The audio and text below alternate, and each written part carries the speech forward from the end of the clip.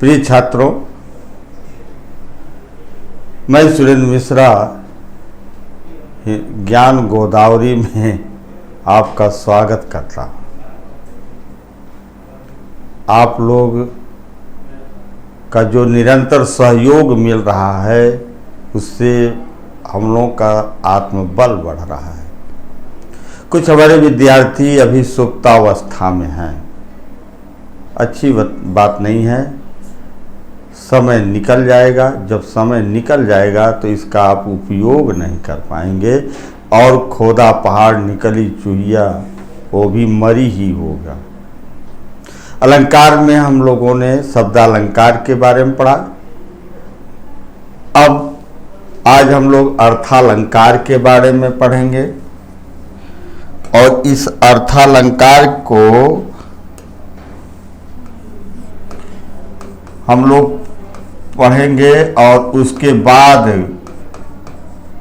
जब अलंकार खत्म हो जाएगा तो इस पर आपका प्रैक्टिस, अब हर चैप्टर को हम लोग प्रैक्टिस के माध्यम से पढ़ेंगे।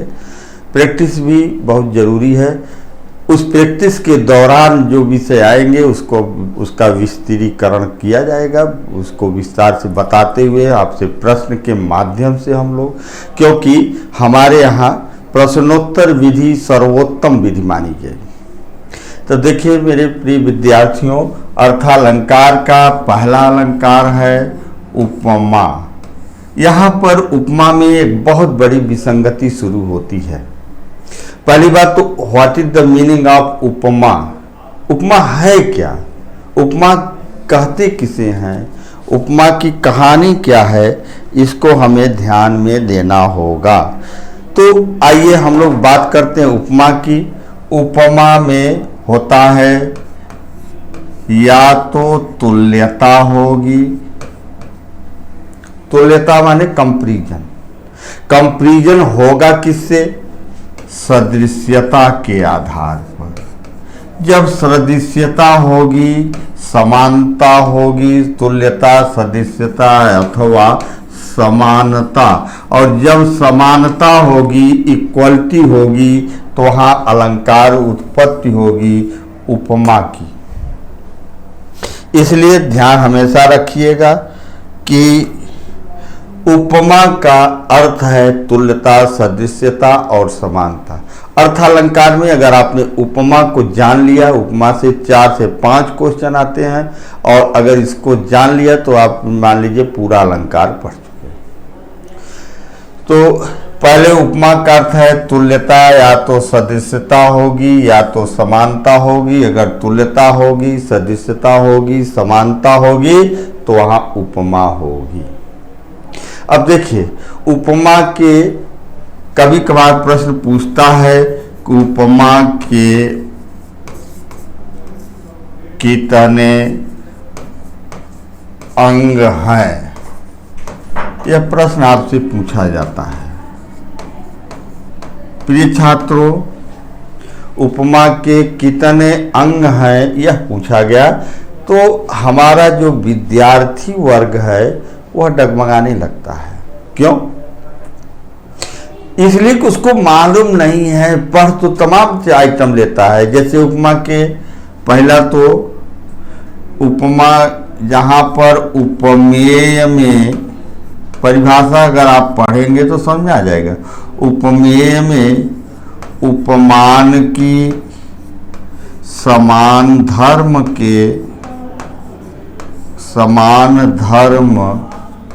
के आधार पर तुलना की जाए।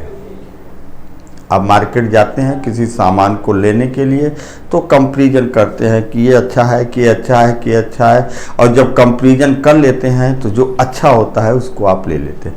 अगर आप पड़ोसी का यहाँ एक वाइट रंग का कुत्ता आया तो आप भी मार्केट में उसी की तरह, उसी के समान कुत्ता ढूंढेंगे, और जब वहाँ पहुँचेंगे तो उस पड़ोसी के कुत्ते से उसकी तुलना शुरू कर देंगे, और जब तुलना कर देंगे तो वहाँ उपमा अलंकार हो जाएगा। प्रिय छात्रों, आप देखते होंगे उपमा के 3 अंग भी आपके सामने हैं। पहला है उपमेय, दूसरा उपमान और तीसरा समान धर्म। इसी में एक और होता है वाचक शब्द। अब प्रश्न आपके सामने है कि उपमा के कितने अंग हैं। तो अब सीधी सी बात है, एक उपमेय है, उपमान है, समान धर्म है, वाचक शब्द है। आप गणित पढ़ते हैं, दाल लगा करके बता सकते हैं कि उपमा के कितने अंग हैं। तो 4 अंग होते हैं, उपमेय है, उपमान है, समान धर्म है और वाचक शब्द है। अब यहाँ देखिए, एक बात दूसरी फंसती है। अब हम परिभाषा में पढ़ तो लेते हैं कि उपमेय होगा, उपमान होगा, समान धर्म होगा, वाचक शब्द होगा, लेकिन मेरे भाई ये है क्या? यही चीज जब आप जान जाएंगे तो इसमें विवादित नहीं रहेंगे। देखिए, उपमेय होता है जिसकी तुलना की जाए।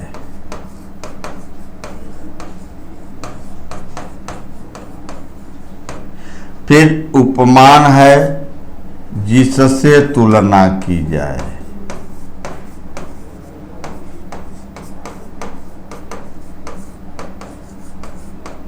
अब यहां ध्यान रखिएगा कि जिससे, जिसकी तुलना जिससे कर रहे हैं उन दोनों का गुण समान होना चाहिए। इसके लिए हमारे हिंदी में एक मुहावरा है कि बाप मरा दिया रे बेटवा का नाम पावर हाउस।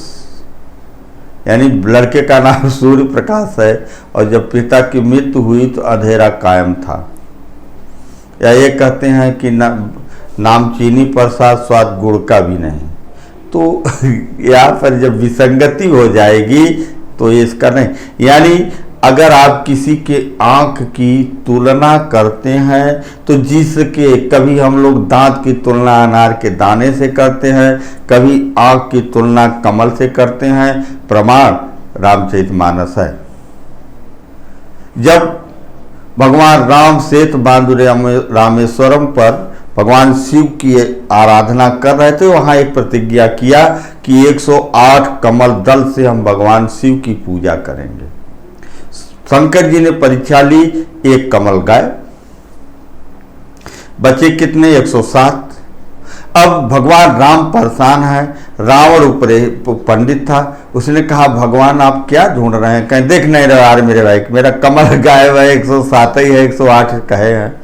कहा आप काहे परेशान है प्रभु? कहा क्या बात है? कहा 1 कमल प्रभु राखे गोई, 1 कमल प्रभु राखे गोई और कमल नयन पूजन चह सोई। माने भगवान ने, शंकर जी ने 1 कमल गायब किया और कमल नयन, कमल नयन कहा गया भगवान आपको कमल नयन कहते हैं ना? कहा हाँ। तो कहे जब एक कमल नयन आपको कहा जाता है तो बाण उठाओ, एक आंख फोड़ो, निकाल दो और चढ़ा दो शंकर जी को, खुश। 1 कमल प्रभु राखे गोई और कमल नयन पूजन चह सोई। यानी कि भगवान राम की आंख की तुलना कमल से हुई। तो यानी कमल, अब ये नहीं है कि पैर में बेवाई फटी हो और हम कह रहे अरे बाप रे आपका पैर तो बहुत बढ़िया है, आंख का बल्ब फ्यूज है, कहा क्या बात है तेरी आंखें झुकी झुकी। नहीं, ऐसा नहीं है। जिसकी तुलना जिससे कर रहे हो दोनों का गुण समान होना चाहिए, इक्वल होना चाहिए। अब देखिए इसके शब्द होते हैं सा, से, सी, जोई, सोई।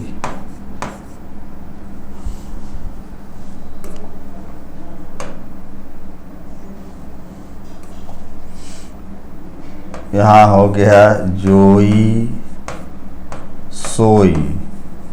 यानी प्रिय छात्रों, यह उपमा का वाचक शब्द है और उपमा का यह कोड वर्ड भी है। कोड वर्ड क्या है?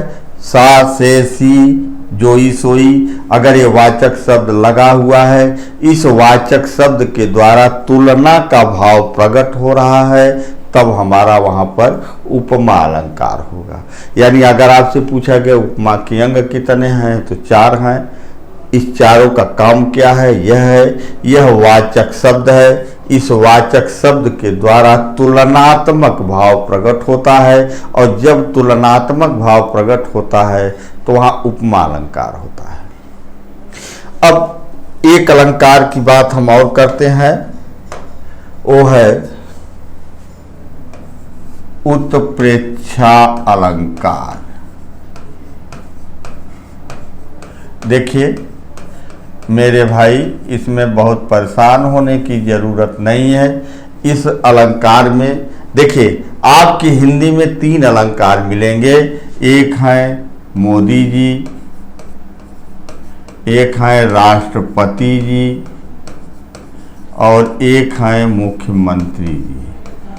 अब इस मुख्यमंत्री की जी से बात करने के लिए एक कोड वर्ड बना है 1076।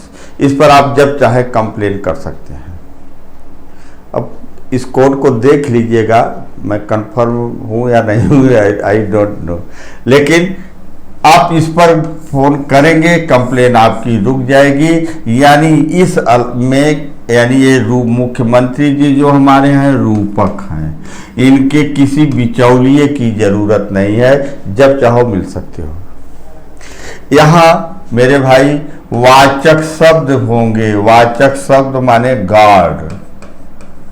अब ऐसा नहीं है मिलने जाओगे तो बड़ी बड़ी चीज़ें वहाँ आपको लगानी पड़ेगी, आप आईडी देंगे, गार्ड परमिशन पाएंगे तब मिलेंगे। यही हाल मोदी का भी होगा। यानी इन दोनों अलंकारों में वाचक शब्द की प्रधानता होगी। अब देखिए यहाँ अभी आपने पढ़ा उपमा में सा से सी जोई सोई ये वाचक शब्द हुए। यहाँ भी अब जो पढ़ रहे हैं उत्प्रेक्षा अलंकार, तो इस उत्प्रेक्षा अलंकार में वाचक शब्द की आवश्यकता होगी। इसमें मानो, जानो, जानहु, मानहु, मानो, जानो,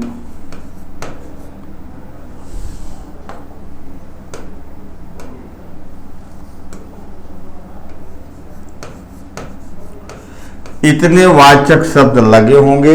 इन वाचक शब्द के लगे होने पर उत्प्रेक्षा अलंकार, इसमें आपको कहीं ढूंढने की जरूरत नहीं है। ये वाचक शब्द इस अलंकार की सबसे बड़ी पहचान होती है, वाचक शब्द। इस वाचक शब्द के द्वारा इसकी पहचान होती है। तो इसी तरह रूपक में किसी वाचक शब्द की जरूरत नहीं है, रूपक को हम बाद में बताएंगे। आइए कुछ छोटे छोटे अलंकार जो अर्थालंकार के हैं उसको देखा जाए। प्रिय छात्रों, एक पाश्चात्य अलंकार माना गया मानवीकरण अलंकार।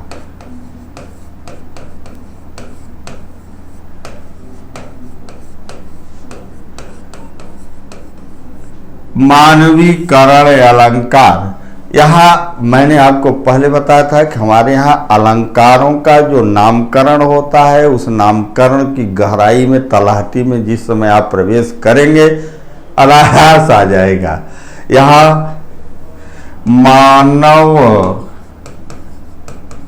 अनुकरण, यहाँ मानव के गुणों का अनुकरण किया जाएगा, तुलना की जाएगी, लेकिन किससे? प्रकृति प्रदत्त वस्तु से। यानी मानव के गुणों का प्रदर्शन प्रकृति प्रदत्त वस्तु से की जाएगी। जैसे आप देखते हैं कि उदाहरण, फूल हंसे, कलियां मुस्काई। फूल हंसे, कलियां मुस्काई, यानी यहाँ पर बहुत ही ध्यान देने वाली चीज है। फूल हंसना और मुस्कुराना यह मानव गुण है।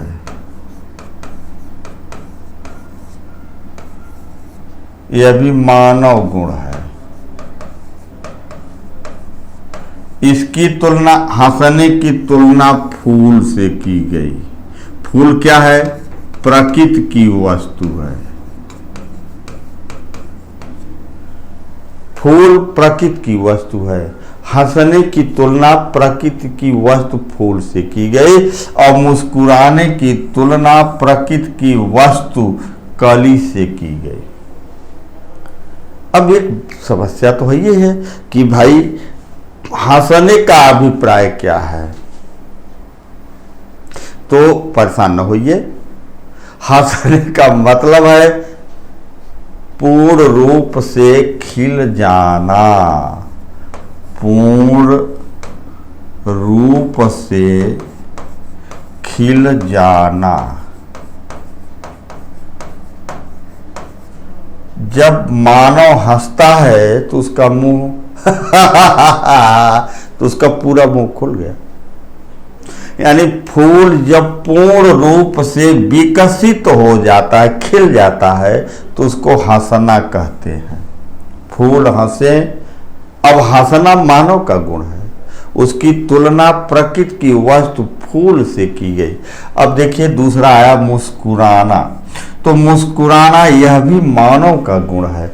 जब हम मुस्कुराते हैं तो मेरा मुंह खुलता नहीं, इस तरह।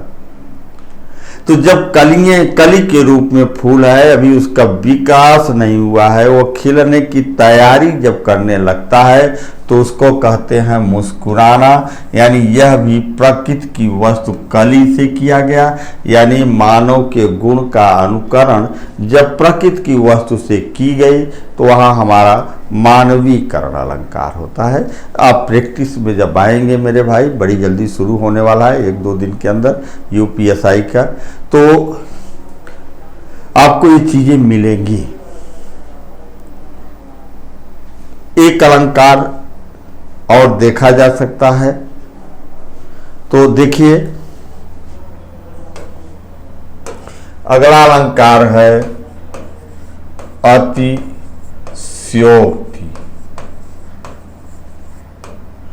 अतिशयोक्ति अलंकार। अतिशयोक्ति शब्द आया, अतिशयोक्ति। अतिशयोक्ति का अर्थ है कि किसी चीज को इतना बढ़ा चढ़ा के वर्णित कर देना कि कहने के लिए कुछ शेष न बचे, और जब शेष नहीं बचेगा तो अतिशयोक्ति हो गया। हम लोग झूठे लेना झूठे देना, आज यही झूठ का ही बोलबाला है। चले जा रहे हैं, अरे बाप रे बाप, फला के यहाँ मैं कल गया था भाई, रात में इतना बड़ा सांप निकला, इतना बड़ा सांप निकला, इतना बड़ा सांप निकला। कितना बड़ा है नहीं मालूम है, सांप निकल रहा है, कितना बड़ा है नहीं मालूम है। कहीं कितना बड़ा था, अरे बाप रे बाप, बहुत दूर तक था, बहुत बड़ा था। अतिशयोक्ति कहते हैं ना कि 1 हाथ की ककरी 9 हाथ की बिया, तो अतिशयोक्ति है। बढ़ा चढ़ा करके वर्णन कर देना, इतना बढ़ा चढ़ा करके वर्णन कर देना कि कहने के लिए कुछ न हो। जैसे कहा गया हनुमान की पूंछ में लगन न पाई आग। हनुमान की पूंछ में लगन न पाई आग और सिगरी लंका जर गई।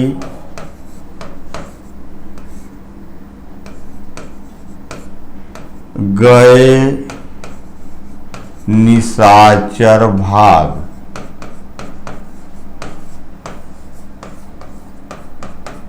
हनुमान की पूंछ में आग नहीं लगी, लंका जर गई। सही बात है, आश्चर्य की बात है, अतिशयोक्ति है।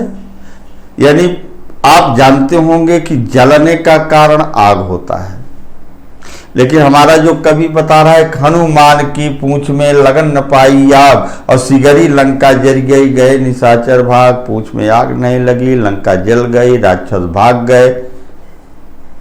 अतिशयोक्ति तो है।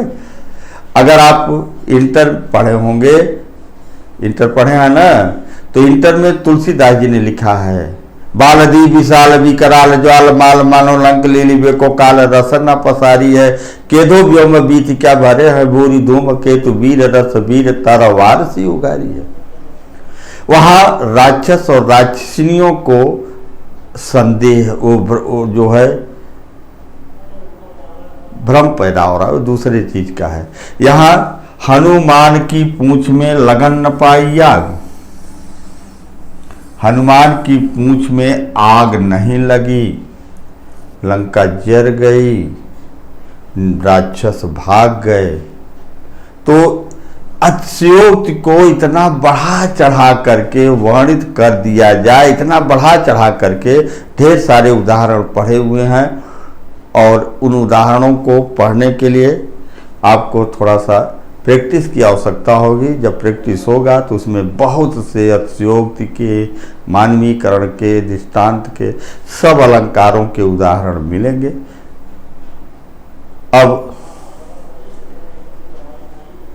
हम लोग अगले अलंकारों की चर्चा करेंगे, और कल आपके लिए सामने अर्थालंकार के कुछ जो प्रमुख अलंकार हैं, इसके वर्गीकरण में बहुत मतभेद है, हमारे विद्वानों में बहुत है। कुछ ने 108 माना, कुछ ने 90 माना, कुछ ने 70 माना, कुछ ने 101 माना। किसने माना है, इसके बारे में हम बताते हुए कुछ और अलंकारों की चर्चा करेंगे, और फिर उसके बाद टेक्स्ट सीरीज के प्रैक्टिस सेट के माध्यम से लाइव क्लास रहेगी, और उसमें आप जो है पढ़ेंगे और नई नई चीज़ों को जानेंगे।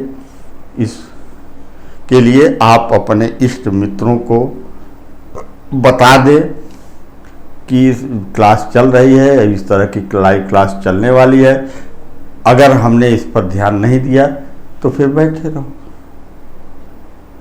आपके यहाँ हमारे इस ज्ञान गोदावरी में यूपी एसआई के साथ साथ बिहार एसआई का भी क्लास चालू होगा। प्रश्न और प्रैक्टिस सेट के माध्यम से आपका मार्गदर्शन होगा, अच्छे अच्छे अध्यापकों के मार्गदर्शन में आप ज्ञान प्राप्त करेंगे। इसी के साथ मैं आपको धन्यवाद देते हुए फिर अगले क्रम में मिलेंगे। धन्यवाद।